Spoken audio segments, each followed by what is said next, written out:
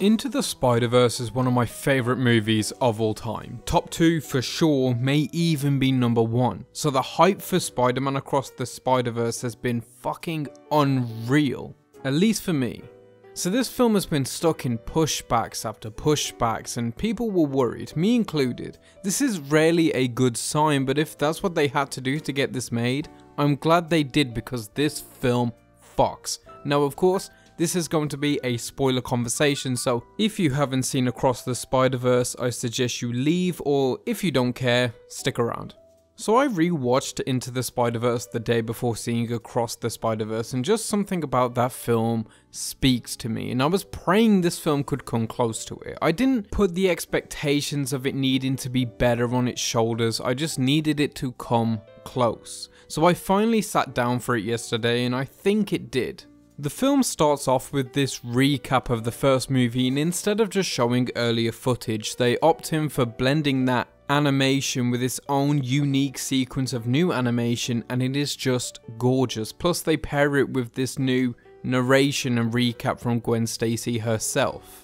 It kind of feels almost Spider-Man-esque now to just give yourself a recap, to give yourself an opening narration to your film. The Raimi trilogy started it way back in 2002, and it just feels uniquely Spider-Man. But what's interesting is that they don't give this opening narration to the main character, to Miles Morales. They give it to Spider-Gwen. This recap is a first-hand account from a secondary character. And I think that's so fucking interesting. And also, she's a brilliant character and she has so much depth. And I kind of forgot I was watching a Miles Morales Spider-Man movie for the first 10 or so minutes because it's all spent with Gwen Stacy. Because that recap eventually bleeds into the intro, which is set in Spider-Gwen's world, and from the jump it strikes you how this world is animated differently than Miles's. Now obviously we got a hint of that in the last film, but it's on full display here, and Gwen's world is like almost watercolored or like a Monet painting. And in this world, the mood of the characters affect the visual style and palette. Like when Gwen and her father are talking, the surrounding area is very blue and dull toned, but she embraces him at one point and the room lights up and takes on a vibrant colour palette. It's one of those decently subtle things that make separating the different universes so beautiful because they all give an opportunity to not only change visually, but be able to tell the story differently. These visual styles aren't to just distinct these different universes and different characters, it's to distinct the way they communicate emotion and communicate the way characters are feeling about each other and the story surrounding them. This is further emphasized by her battling the Vulture, who is clearly from some sort of paper, old Italian Da Vinci schematics kind of universe. He looks absolutely sick. In fact, every world and all the different character designs are incredible. Indian Spider-Man looks amazing. I loved Spider-Punk, played by Daniel Kaluuya, a lot. I never loved that character in the comics, but making him British I think works excessively well considering, you know, Punk, and his design as an almost magazine cutout is incredible and works for the whole punk aesthetic. Plus he takes an instant liking to Miles and his rebellious nature, and he's in fact the first Spider-Man to be on his side, even before Gwen, even before Peter B, when Miguel is going fucking crazy at him. I think it's very in character and very obvious for his character to not be on the side of Miguel, on the side of all these different Spider-Men, because he sees the establishment taking order, the establishment trying to control things, which he is obviously very anti. But we knew the animation was destined to be gorgeous, which of course it is. Even the return to the typical animation we expected, everything is just expertly crafted, from the animation and then down to the writing and the story aspects. I think it's quite impressive how this film juggles between having multiple villains, to having no villains, to having some ambiguous villains, to having some heroes turn villains turn heroes. It's hard to pinpoint the antagonists of this story really, it flip-flops a lot. We start out with the Spot played by Jason Schwartzman, who is initially absolutely hilarious, kind of a joke villain, but by the end he's like a horror creation. He goes from a silly little villain of the week to a real horrifying threat by the end.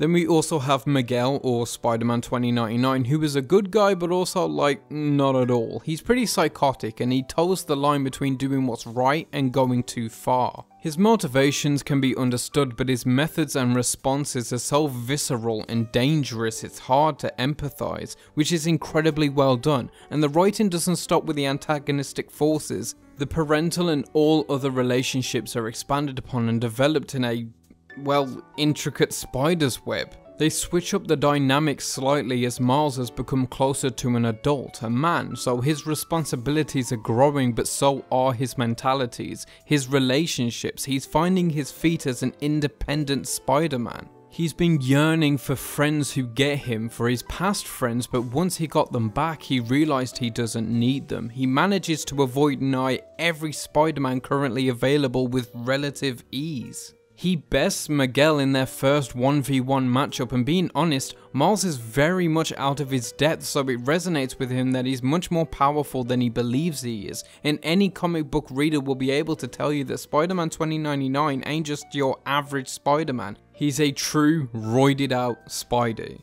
And everything is bigger in this film. The story, the setting, the emotional moments, the action, the number of Spideys, the cliffhanger, it's all so much bigger. But this is honestly the reason why Into the Spider-Verse is still very much my favourite despite this being so incredibly great. It's very ambitious and it works, but I prefer the smaller and more concise story of the first. However, I do love the characterization of everybody since that first film, especially Miles' dad.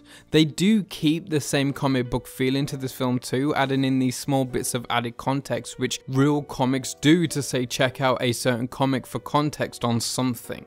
They also casually reference Doctor Strange here, which they do in a way in comics all the time. They talk about other characters in the universe without actually including them, because it's simply a way to flesh out the universe without being heavy on cameos. And speaking of, there are a lot of cameos and references in this film, showing us clips of the Raimi trilogy and the Amazing Spider-Man duology, Ganke playing Spider-Man PS4 in their dorm room, the Post Malone cameo returned from the first film, the Chance the Rapper poster has switched to an ASAP Rocky poster, Donald Glover gets a cameo as the Prowler which he plays in the MCU, but he's also been tied to Spider-Man media forever. He's even played Miles Morales at one point. And these are just a few that I just remember off the top of my head. There's so much more. You'll have to go and watch different YouTube videos because there's just going to be hundreds of them that I've missed that they will eventually capture. However, I will say seeing the live action stuff in this film is super jarring. It looks so weird, I hate it. It's like reverse Roger Rabbit-ism, except it makes you super uncomfortable.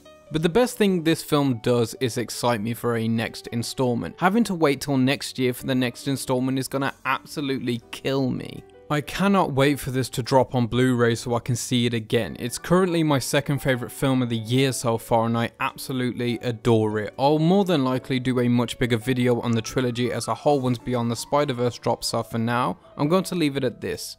Go and see Across the Spider-Verse if you haven't. It joins the ranks of the first in being some of the best Spider-Man media ever. It's incredible to me that in a time where multiverse superhero shit is at an all-time high, this manages to still stand out as individually spectacular. It's everything No Way Home should have been. So if you have seen it, let me know what you think about it. Let me know what you think of this video. I read every single comment and reply to as many as possible, and whether it's a multiversal Spider-Man movie or not, as always, keep watching movies.